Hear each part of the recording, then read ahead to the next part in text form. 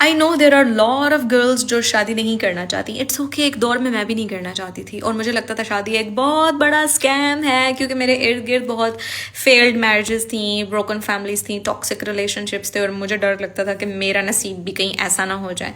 लेकिन फिर मैंने कुरान पढ़ना शुरू किया और कुरान की एक आयत कहती है कि and we created you in pairs, हमने तुम्हें जोड़ों में खल्क किया.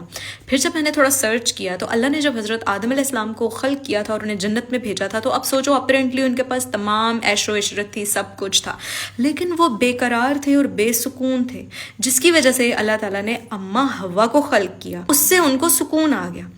अब देखो नेक्स्ट चीज़, अल्लाह ताला कुरान में ये भी इरशाद फरमाते हैं कि शौहर बीवी का लिबास है और बीवी शौहर का लिबास है.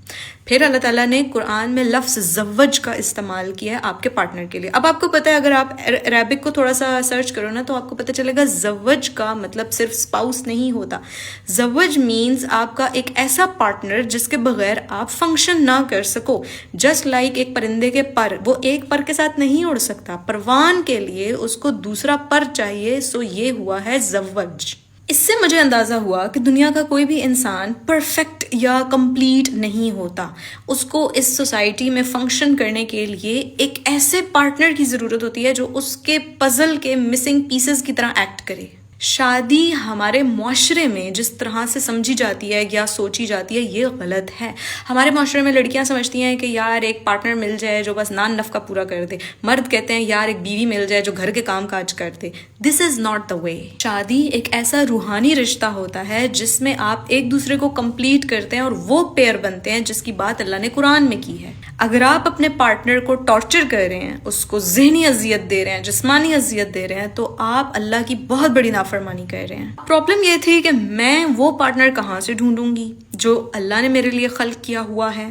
तो मैंने तवक्कुल कर लिया, एक बहुत स्ट्रॉन्ग तवक्कुल कि या अल्लाह मेरी ज़िंदगी में एक ऐसा मर्द आ जाए ना जो मुझे इस तरह से कंप्लीट कर दे जैसे कि तूने कुरान में लिखा है. एंड गेस व्हाट, मेरी शादी हो चुकी है और अल्हम्दुलिल्लाह अभी तक मेरा पार्टनर एग्जैक्टली वही काम करता है, वही बात करता है, उसी तरह से एक्ट करता है जिससे मुझे सेंस ऑफ कंप्लीशन मिलता है. तो शादी से डरो मत और अपनी पर्सनालिटी इतनी इम्प्रूव करो कि किसी की ज़िंदगी में रहमत बन के जाओ, ना कि जहमत बन के.